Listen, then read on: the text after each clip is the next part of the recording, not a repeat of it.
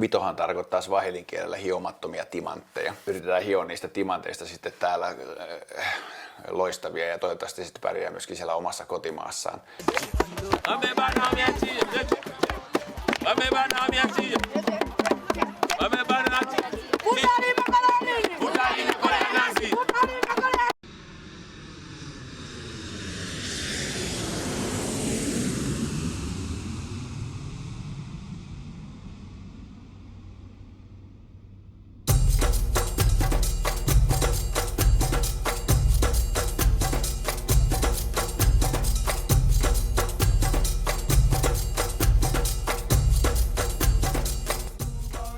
Tietysti hyvä, että on ollut paljon lahjoittajia täällä Suomessa sitten.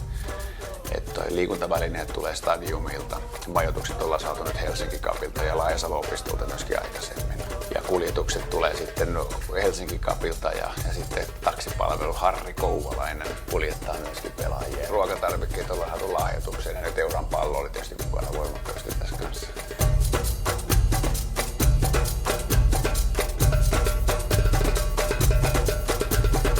Alan Satakunta-lehtihän sen tiivisti aika nopeasti siihen, että yhdessä tunnissa jää oli murskattu näiden pelaajien ympäriltä. Että jalkapallo oli sitten yhteinen kieli. Meidän vierailuohjelmat oli tosi kivoja, että me käytiin sitten kotivierailulla, nähtiin miten ihmiset asuu siellä, että pojat kutsu omaan kotinsa ja pelaamaan omaa Nintendoansa tai omaa Viitä. Ja sitten se, mikä oli kiva kanssa, oli se Säkylän jäähallivierailu, että pojat pääsivät näkemään ensimmäistä kertaa elämässään jäätä muualla kuin lasissa.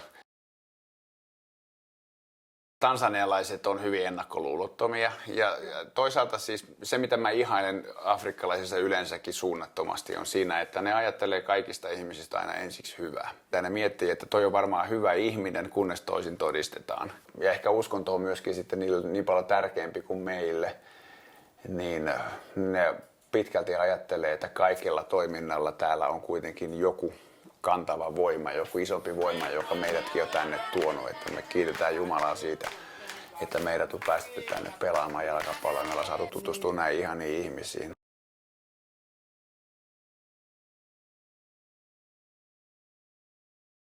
Tansanialaiset tuo mukanaan sitä cashew-pähkinää, jota me sitten täällä myydään. Se menee 3 päivässä ja siitä jää sen verran voittoa, että me saadaan maksettua se pähkinä ja me pystytään maksamaan myöskin pojille pieni päiväraha siitä, että ne on harjoitellut vuoden.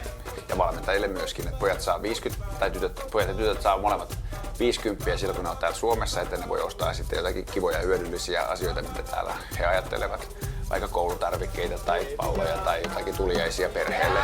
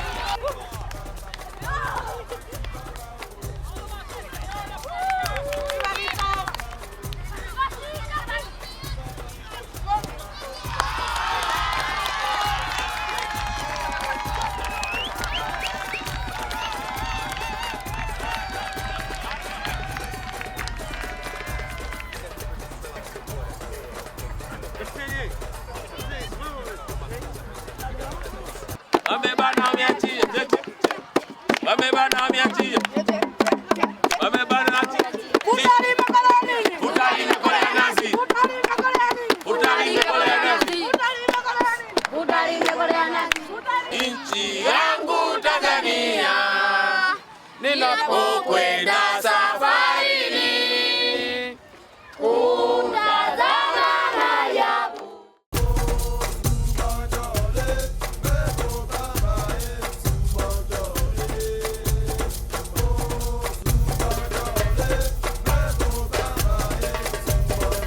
Sunnuntai-illalla oli se julkismatsi, missä oli se Juuki ja Teemu Tainio ja sun muita futajia. Se oli niille tosi hieno kokemus, kun ne sai pelata aikuisten kanssa ja tansanialaisilla jalkapalloilla.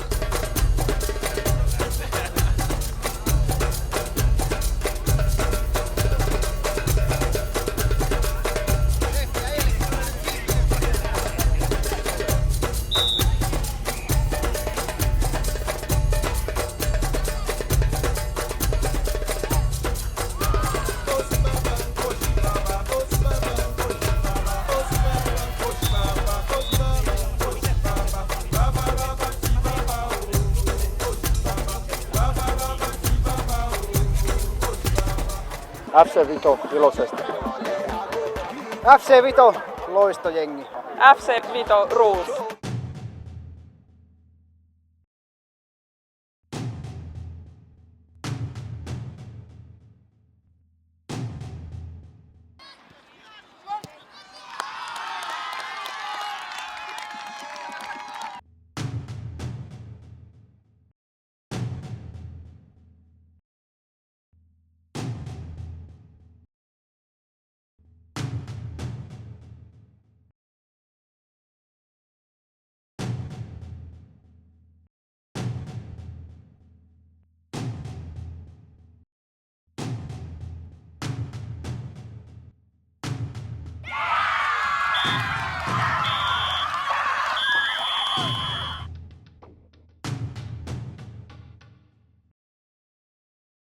Torstaina lähdettiin sitten sinne Lintsille.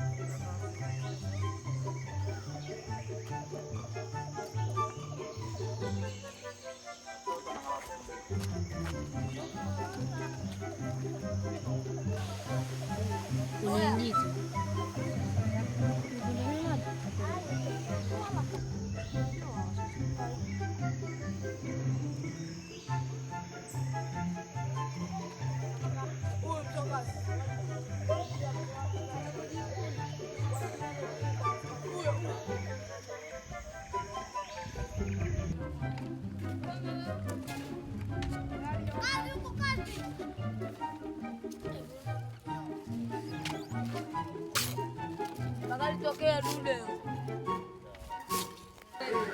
Nuka nyama. Unakwenda ifa mkubwa mtatu. Vielä kaikkien ystävien kesken oli sitten saunailta tuolla. Sinne tuli paljon porukkaa hurraamaan FC Viton lähtemistä ja he sai siellä sitten sieltä Iisan Tamine lastenvaateliikkeestä, niin sai paljon vaatteita ja sitten sai vielä noin reput selkään, missä oli paljon koulutarvikkeita mukana. Ja sitten se ehkä se huippu, mitä he venasi siinä koko ajan, niin se opettaja Tuule, joka oli valmentajana, niin hän sai sen kannettavan tietokoneen, mikä oli hänen mielestään ihan mieletön lahja. Sitten taas pojat, kun ne sai kännykät, kun ne sai valita sitten, että kuka saa kännykän, minkäkin kännykän, niin se oli niille tosi upea asia, niin kuunteli niitä radioita sitten siinä. Yksi pallo kaikille pelaajille.